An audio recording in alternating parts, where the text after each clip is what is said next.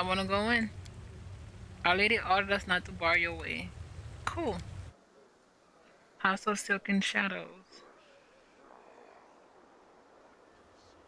Now, I like Nauticula's design. I don't really trust her.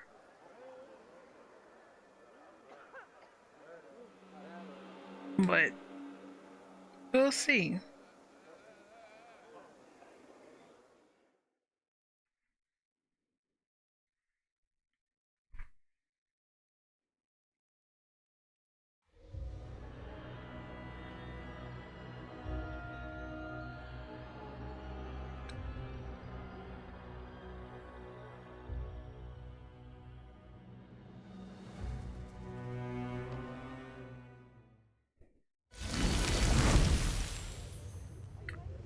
Oh, look. Oh, we should have brought Ninio. This is obviously her thing. Um.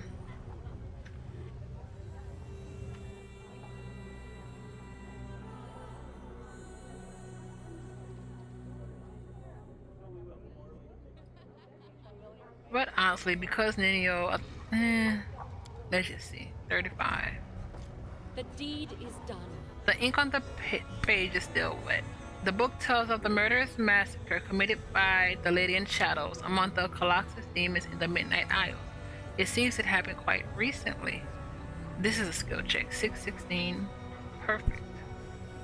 That was the 35. He rolled 38 because of the all skilled feat.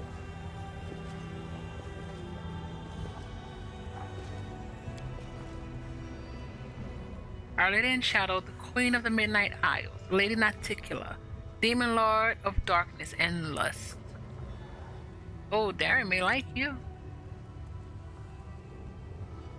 The tall shelves are stuffed with countless books and scrolls praising the Lady in Shadow's many deeds. Some tomes are old and threadbare, others are new and in mint condition.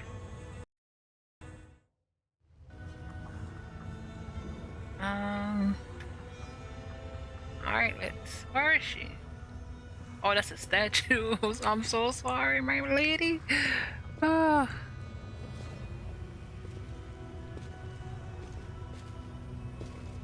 Guards.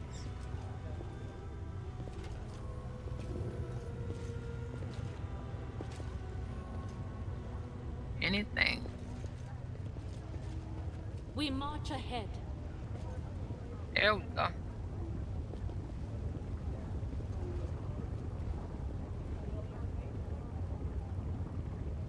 Greetings. wait. Oh, I was not expecting her. A stately shadow comes towards you. In his hands, a small mirror sparkles and shimmers with an unsettling light. A Rulu freaking Barlesh. Greetings, Commander. The dretch called Suture grins as he shifts clumsily from foot to foot in a crude attempt at a courtly bow.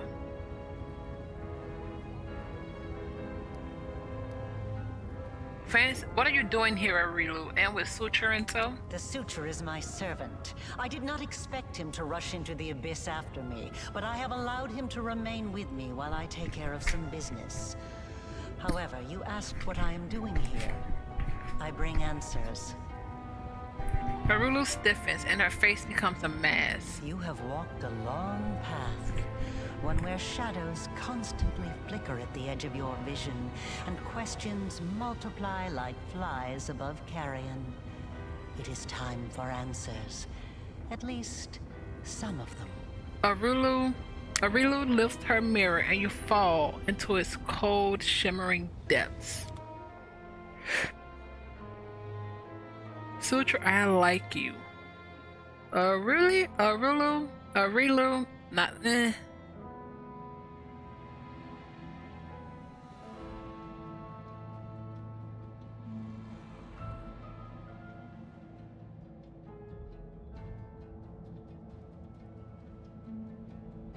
Day 16, Aridus 4715. Experiment, transformation. Subject, let's skip that. Objective: to embed the essence of a Nahindrian crystal in the soul of the subject. Expected result: the essence will coalesce with the subject's soul, which will ready itself for total transformation, triggering the concomitant powers. The time has come to put my plan into action. I knew it was going to kill us.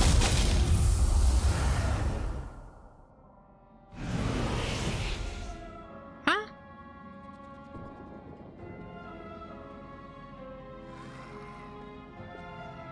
Wait, is this us at the beginning? When we fell? You are my creation. Your power was my gift. Wait. Now We have a Nahidrian crystal inside of us? Aurilu stares at you, her gaze unrelenting, probing. The witch is silent for a long time. When she speaks, her voice is unreadable, betraying no emotion. You want me to believe? You won't make me believe this lie. And what do you believe? That your power comes from Iomade Not at or all. one of the other gods? She gives you a thin, cold smile. Ah, such special memories. Remember the laboratory, do you? I told you back then. Go on, look around. See all the ones Lydia really worked on. Here with us is definitely the place for you. The Dredge grins in satisfaction.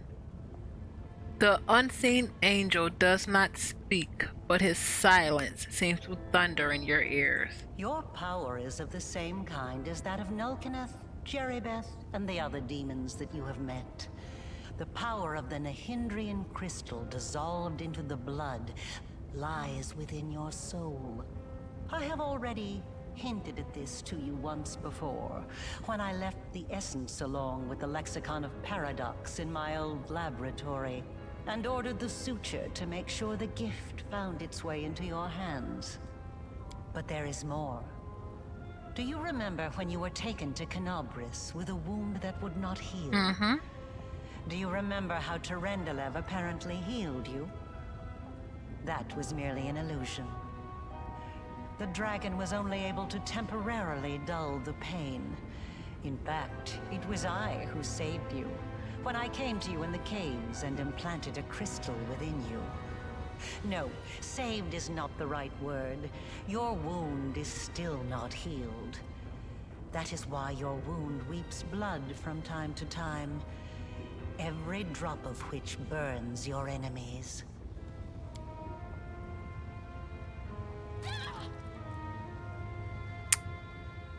As if to confirm her words, blood begins to seep from the wound on your chest.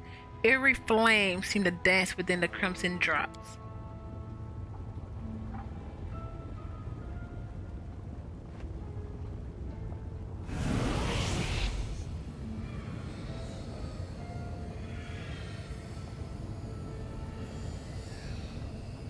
This is pure essence of Nahindrian crystal. My invention is far superior to the crystals used by Xanther, which were barely refined at all. It will give you new strength, and help you to overcome the wound that still slumbers within your soul. Take it. Take it, and you will see that this is the very power that has lived in you since the Battle of Canobris. I don't want it. Oh, well. With an elegant flick of her wrist, Aurilu conjures a familiar purple shimmer in the air before her. Ulbrich doesn't say a word, but you notice his pale face, his clenched teeth. Oh yeah, I forgot about you and Aurilu. And the extended claws on his fingers. I won't eat out of your hand, Aurilu, even if it makes me weaker.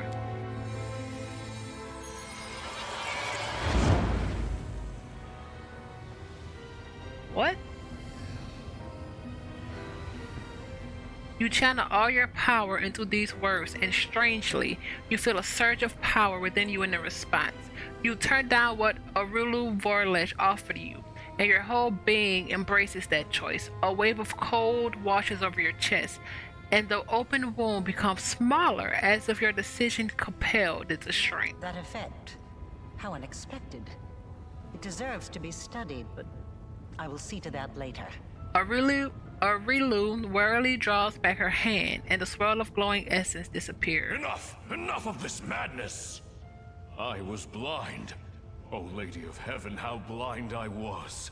I saw holiness in the half-fiend's creation. Are you... Oh, Hand? I like you, Hand. Don't make us fight. The voice of the Hand of the Inheritor thunders beside you. Arilu does not move, seemingly unaware of his presence. All your valiant deeds, your resistance in the face of temptation, it was all a deception? Curse the Abyss, and curse Elushanira, where even the most faithful lose their way, and lie, and commit treason. I must save those who can be saved, and break free from the kingdom of darkness. Did you just leave us? The angel's voice fades, and you no longer sense his presence. He has We disappeared. still have something to discuss.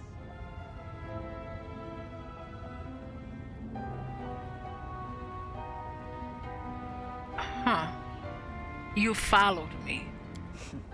Like a witch in a fairy tale, I watched over you from birth. What? From before that, even. And I kept detailed notes. You were chosen and prepared for a special destiny. I Why? am pleased to see that you still wear them. I enchanted them specially to protect you from danger. The I'm freaking glad you bracers. found my gift useful. Aurilu's eyes drops to your bracers, the one inscribed with your name. You can't remember where you got the bracers with your name and the inscription I promise on them. Seems like you always had them. Aside from this, I helped you, even when you were unaware of my presence. I saved you and your unfortunate companions when you fell into the crevice in Canabras. In the Grey Garrison, it was I who distracted Minago to allow you to approach the Wardstone. And in Dresden, I appeared under the guise of Yoniel to guide you toward the Sword of Valor. And I also left you a present in my old laboratory, and told the Suture to see that you received it. I knew that sooner or later you would find your way there. That place exerts a powerful pull. As it turns out, you helped me thwart the plans of your masters, Baphomet and Discari. They are not my masters, they are a resource. Why was the whole ploy with the lab necessary? You were ready to sacrifice your servant, the Suture, for it. You always have to sacrifice something. I wanted you to go to the laboratory to see with your own eyes what I had been doing and what I am capable of, so it would be easier for you to accept the truth. The laboratory is the place where I prepared your ascent. And the Suture was the only one who I could trust to execute my plan and explain everything.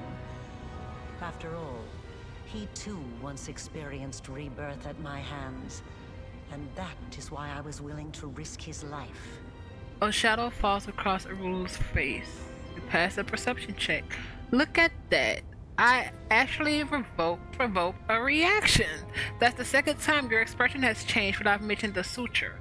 Now I know the architect of the world wound is capable of feeling remorse, if only when she sends her dread minion on a daily I mission. see I am not the only one making observations and drawing conclusions.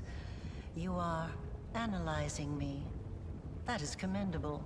Arulu's face remains impassive, but she is silent for so long, its blankness becomes almost uncanny.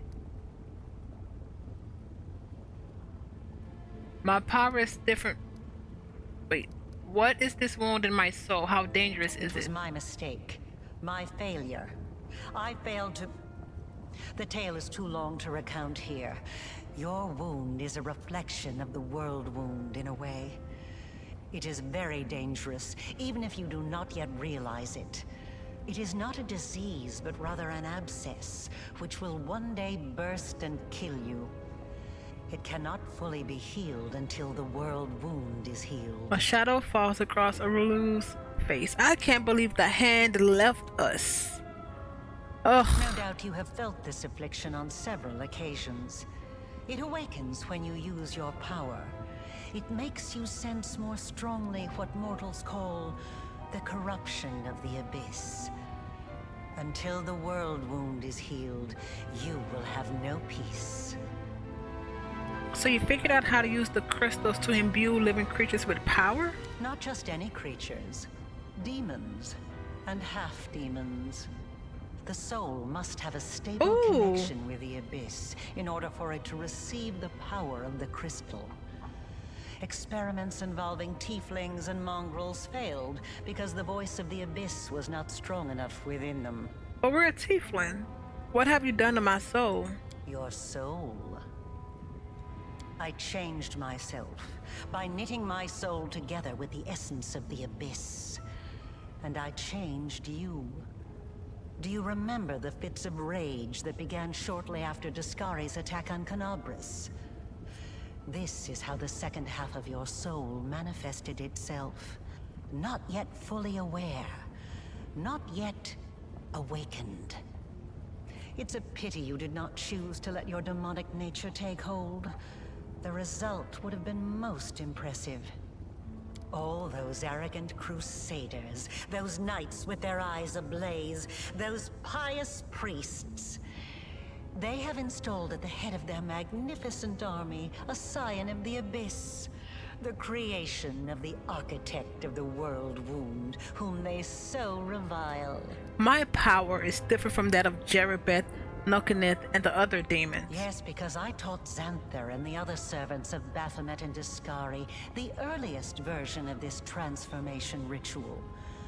I spent decades perfecting it until I obtained the power that I gave to you. Power in its most purified form, cleansed of the filth and chaos inherent within the original blood of the demon lords. Your power is as pure as thrice distilled water, but it resonates with other powerful sources of supernatural power, such as the Sword of Valor. And your power can change. Which we aren't using. You must have realized this already. You have shaped my gift into a form that you yourself have chosen. Start from the beginning. Tell me about the Nahedrian crystals. Nahedrian crystals are formed from the solidified blood of demon lords. Their properties are not well known, even among the inhabitants of the Abyss. And there are reasons for this.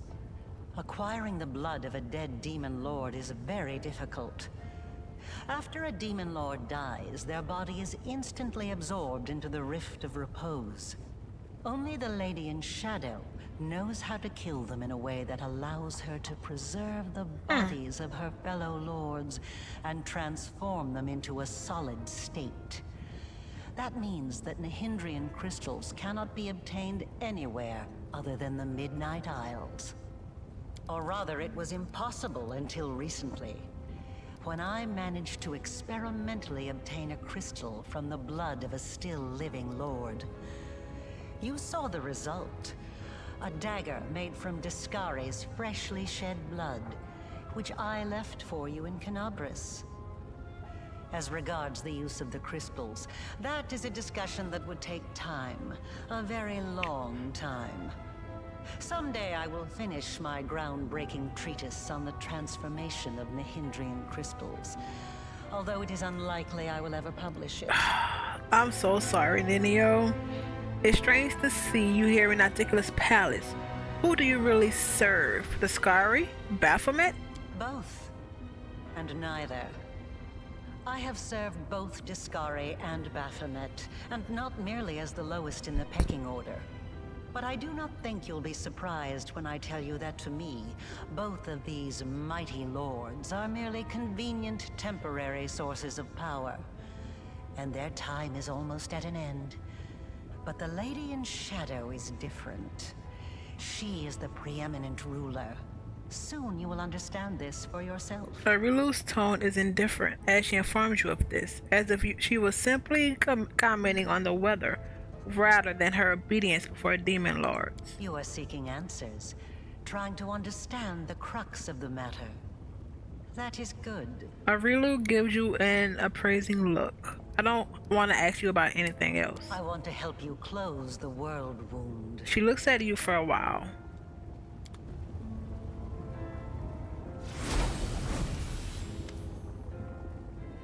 Arulu's words are cut off by a quiet laugh. Sitting on the throne that was empty just a moment ago is none other than Nauticula, ruler of. We've heard this multiple times. Alushinara and the Midnight Isles, a powerful demon lord, and the one they call Our Lady in Shadow. Her red lips curl into an ironic smile, and her large eyes observe you with keen interest. You were about to say, we are going to close the world wound, weren't you, Arilu? I see no reason to continue deceiving this mortal. Now, I am convinced that she is quite worthy of serving me. I will even reward her with a modicum of knowledge about the events in which she is about to take part. Greetings to you, Our Lady in Shadow. Arushale swiftly drops to one knee and bows her head. It's nice to see that even surrounded by mortals, you haven't forgotten who your mistress is, Arushale. You may rise. She nods casually in the succubus direction. I didn't mean to. I don't know why I did it. Arushale stands up awkwardly and looks at Nauticula first, then at you with a stunned expression.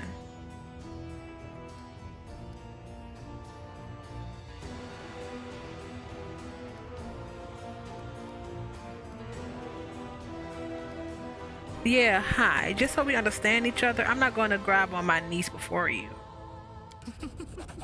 Have I told you to bow down? Trust me, if I need you to do something, I won't leave you guessing. You will know my desires immediately, and you will know just as swiftly why fulfilling those desires is in your best interest. Nauticula laughs in response to your brash words. I have had my eye on you for a very long time. You see, it was at my behest that Lady Vorlesh imbued you with such incredible powers. But I was curious to see your worth as an individual, not as Lady Vorlesh's creation. Thus, I decided to postpone our meeting and see how you'd fare in Alushinira and whether or not you could win respect and power among those not so easily impressed by outstanding magical abilities. Well, you've passed my test adequately by proving that your character and your will are stronger than the Nehindrian powers Lady Vorlesh has vested in you. You are wise, my lady. However, only those who have never known or forgotten what it is like to be mortal can so easily dismiss the importance of power. To be someone whose life is fragile and can be cut short at any moment, like a candle snuffed out by a gust of wind. It is a shame your angel has left you, mortal. I would have liked to talk to him. I don't expect I will get another chance, as that celestial buffoon's days are numbered. Oh. Her tone is casual, but her eyes are intent, scrutinizing you. Why do you think the hand of the inheritor is going to die? Because he charged off all alone into the vastness of the abyss. An old friend awaits him there. The Echo Son of a... Skari. And the Echo has been anticipating this meeting for a long time. Why does the Echo of the Skari prey upon the hand of the inheritor? Envy, humiliation, ego. The usual playthings of little boys from all planes and realities. The Echo suffered more than one defeat. First at Eridan's hand, then under the onslaught of the forces of heaven. Those routes taught him to attack his enemies by stealth, boldly and often, killing and crippling anyone close to the light-bringing goddess. Now, it seems, he has decided the time has come. The Herald of Iomade himself is in the abyss alone, without a retinue of lesser angels. He told me his magic deceived the eyes of all evil spawn of the abyss, but not yours. Perhaps you don't know everything about me yet, mortal. Perhaps you made the same mistake as many before you, and many who are more insightful and more powerful than you, by presuming to know what to expect from the Lady in Shadow. Nauticula gives you a pleased and mysterious smile. Tell me about the Echo of the Skari. He is a strange creature, a bespoke creation, so to speak. Long before the world wound was opened, Discari, that little cricket, was seeking a way to have some fun on Galarian and assert his influence there. One day, he decided to gather a few strong mortal followers, fuse them together into one being, and pump that being full of his own power, in the belief that something worthwhile would come of it. That is how the Echo came to be. To the great dismay of both the Echo and the Lord of Crickets, the Echo was greeted by Eridan, protector of humankind. Eridan gave the Echo such a thorough thrashing, the whole abyss thought him dead. And yet he was not.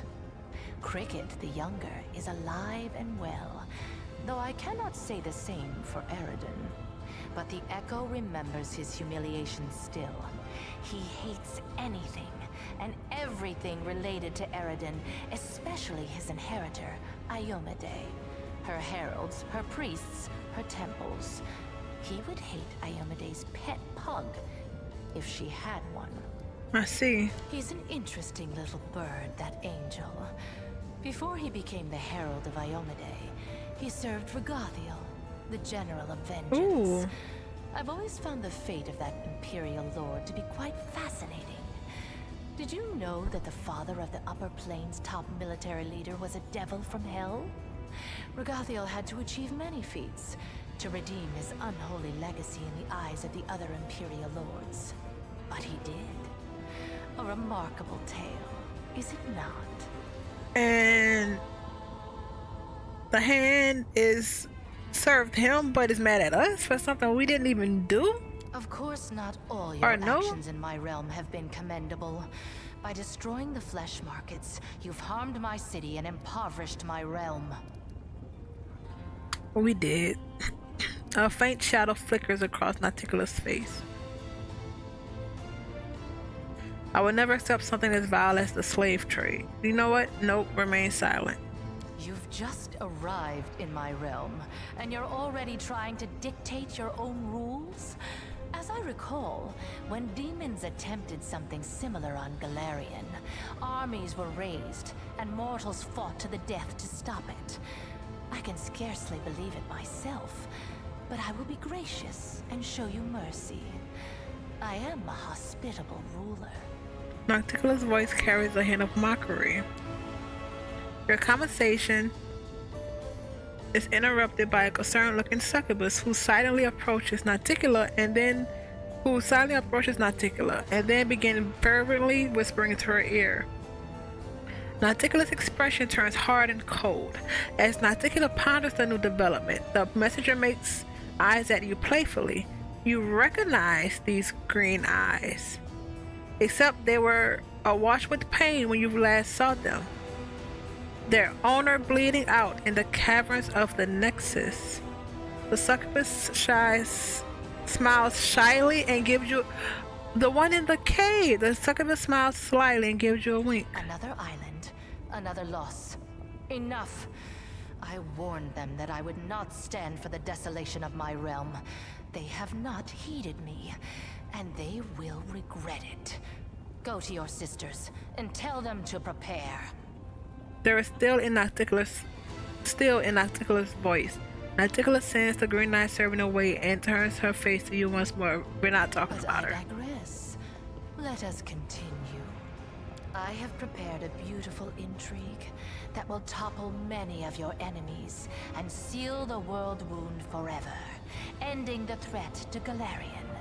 And you have the chance to become part of that intrigue. Why do you want to seal the world wound?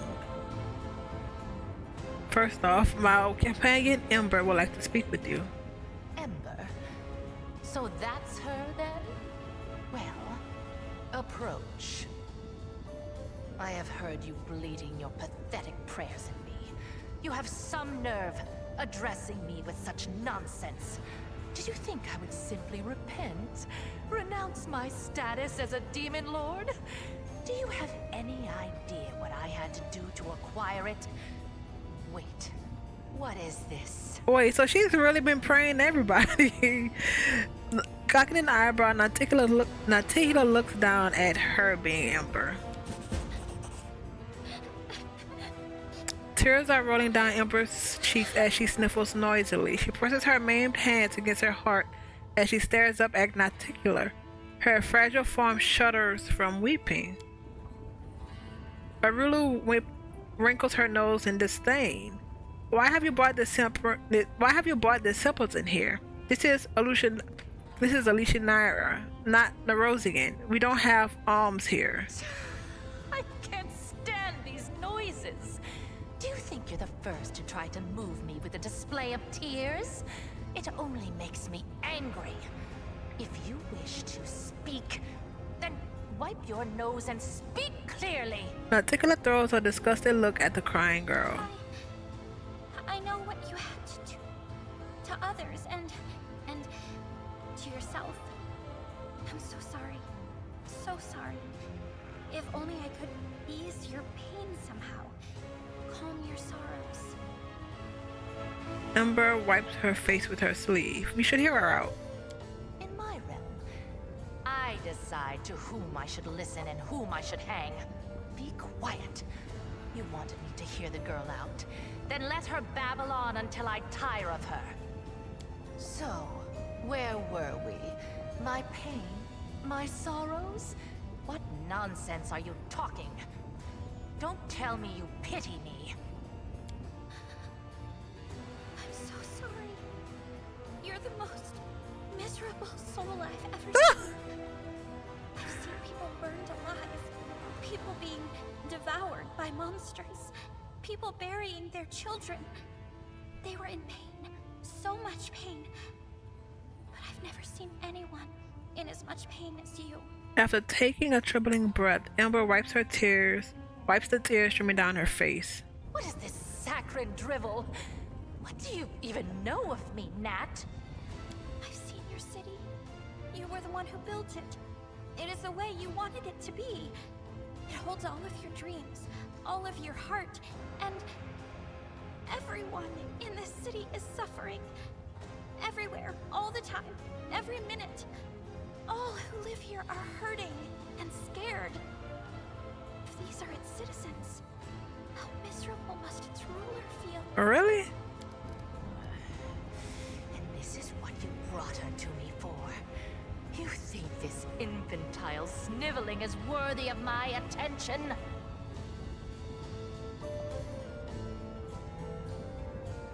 Shrug silently.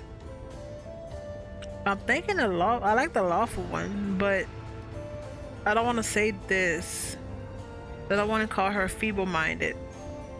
Shrug silently. What's that supposed to mean? What, you don't even know why you brought her? So, what do you suggest I do, preacher? Beg the good gods' forgiveness? Devote myself to serving a sword-swinging upstart, perchance? Or that old crone, the moon? Nauticola stares Ember straight in the face. It's so funny that Ember is the one that actually pisses off the deed like this. No. Gods can't help anyone. They're just like us mortals. Silly, frightened, clueless. You're almost goddess yourself. You know better than anyone that no one can save you. No one except you. Save me? From what exactly? From yourself.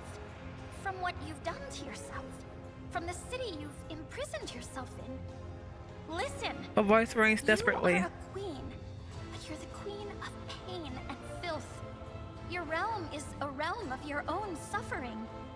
You're almost a goddess. You can do anything you want. So why won't you make yourself happy? You could become the Redeemer Queen. Oh, nah, Ember, you're stretching.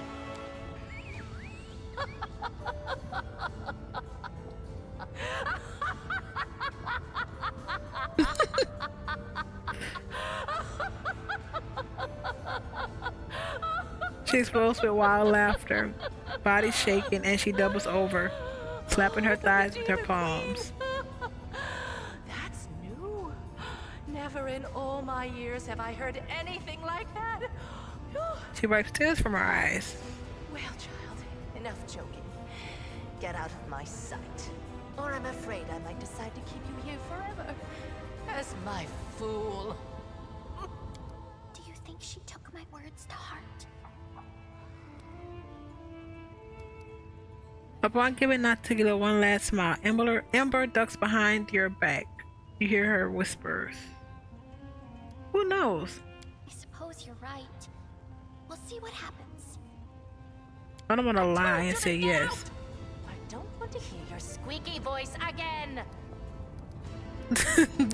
Did Arulu really create me? Son of a gun, I loved her voice acting. She certainly has a hand in your present state of existence. Lady Vorlesh designed the World Wound, a magical phenomenon of unfathomable power. To seal it, we required a key that was just as strong and unique. Simply put, we required a champion, and she chose you. Both your powers and that wound on your chest were the result of her experiments. When she infused your soul with the essence of the abyss, of course, you remember none of that. Everything was done in secret. Even the power granted to you was purified, to the extent that it was possible, so that you could not guess its source ahead of time. In trial after trial, we watched your will be tempered, and when the time came, we started filling you with the energies of the Hydrian crystals. These energies are necessary for the task at hand. Everything that's happened to you was part of my intrigue. I was going to summon you and reveal the truth when the time was right. Instead, you have followed your queen's orders and arrived here early. One can only hope that you are prepared to accept the truth. Okay, everything has its price, says Arulu quickly. Your wound was, in essence, the flip side of all my experiments. There was a reason we required a true champion, not merely a living soul who we could fling into the flames of the World Wound and close it like any lesser rift. I think you should know that. Nauticula makes a sudden gesture, cutting Arulu off. Don't be too hasty. We have burdened her with enough revelations for now. Give her time to become accustomed to the truth about herself. Then you can share all the details. I killed Willow this year court mage. Nauticula shows no hint of sadness. I am aware of this, of course. It is lamentable in a way, since his fear of me was strong enough to make him impeccably loyal. However, his death is but a single move in a much larger game. In games like this, losing a few pawns is unavoidable. I want to ask you about other powerful demons of the abyss. Are you interested in one of my servants, or do you wish for me to tell you something about your enemies? Do you remember the elven archmage who used to serve you thousands of years ago? He's still alive. We know each other. Really? He was well past his youth even back then, and now? Just how old is he? Can mortals even live that long? Well, apart from your immortal Exlanti, say hello to him on the behalf of the Lady in Shadow, and tell him that the one who replaced him has disappointed me immensely, and his incompetence. No matter how hard he tried, he could never live up to my magnificent elf. You know, you've managed to surprise me. A rare occurrence for someone who knows just about everything. With the bite of her eyelashes, Nauticula sends you a piercing gaze, one that feels like it's delving into the deeper corners of your soul. So are Baphomet and the Scar your allies? The goat and the locust. Allies is too strong a word for our relationship. Our connections was forged by circumstances, not out of a desire to deal with each other. When the world wound open, it tied your world to our realms. I did not join my armies with theirs, but I was forced into making peace with them as to not get boggled down in a tiring and distracting war. If I had the opportunity, I would have met them on my terms and expanded my territories at their expense. Nauticula indulges herself with a thin smile. Unfortunately, this is not currently possible. By the way, one of them came to me with the offer of an atrocious alliance that involved conceiving little ones together. I'm still contemplating the specifics of my refusal. It needs to be clear and unambiguous. Her ensuing laughter is deep and mystical, almost enchanting. So what's your relationship with Arulu? She works for me, isn't it obvious? Lady Vortex is very talented. She may be the most brilliant and capable mind ever to come from your plane. and the guile she used to betray one demon lord master after another impressed me so much that I offered her the position of my advisor on matters of magic. Naturally, the esteemed Lord Goat and Lord Locust don't know a thing about the betrayer of their faithful lackey, Lady Vorlesh. I plan to keep it a secret for a while longer. Betrayal is too strong a word. I opened the path to Galarian for those two and told them how to extract power from the Nehedrian crystals. That would suffice. Doesn't it bother you that Arulu serves another master? Naticula smiles deviously.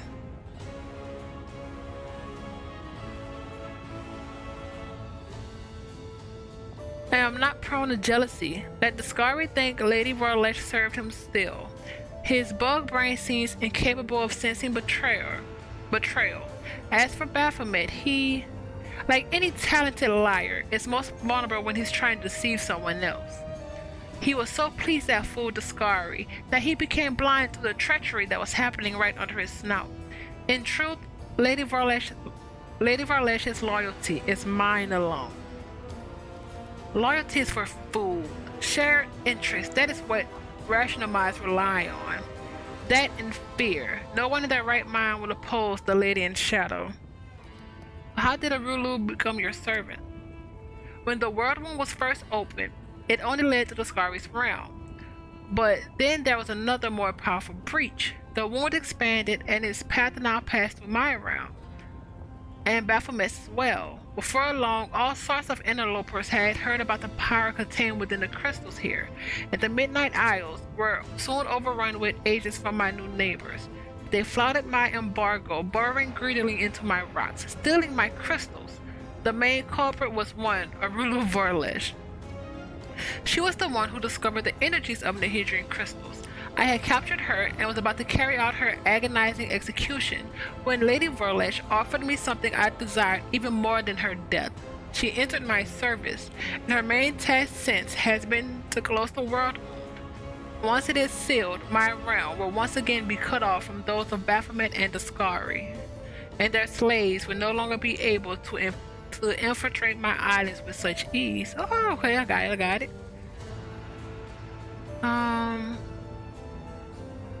What exactly are you offering me? I'm offering you the chance to become my weapon. Your enemies are a thorn in my side as well as yours. What's more, I have never schemed against Galarian, nor have my warriors taken part in the conquest of your plane, at least not at my behest. There is no cause for enmity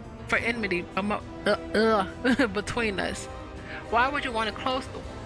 When the world wound opened, I was pleased. My realm was now connected to another plane. I wanted to make it into a crossroad of worlds, a place where demons, devils, and even angels could meet. The wound was a convenient path along which I could advance my ideas, but the Midnight Isles were not the only realm that had been linked to Galarian through the wound. The Scary and Baphomet now also had a way from their realms into your plane. Their servants flooded my islands and spread out among them like plague of locusts, killing guests who were under my protection, questioning my rule.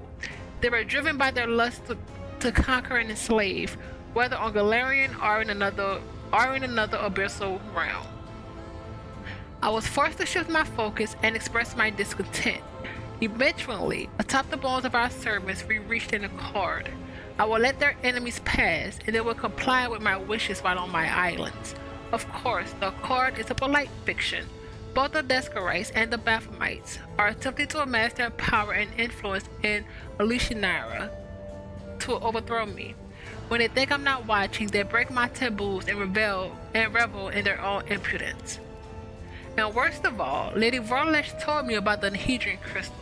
They realize what kind of powers the crystal holds, and now they're determined to mine every last deposit hidden within my islands.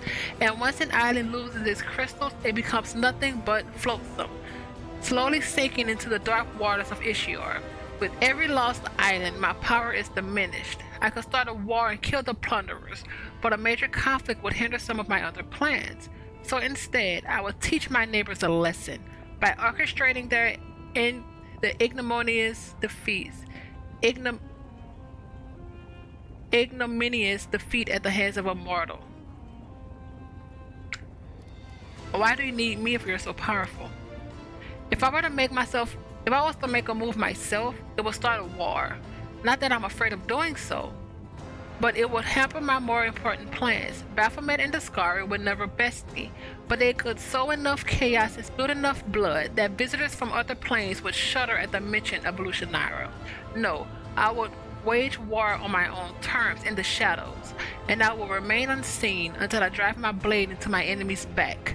And since Galfrey happened to send you to my realm, you have the honor of becoming my blade mortal. Be glad you're wielded by skillful hands.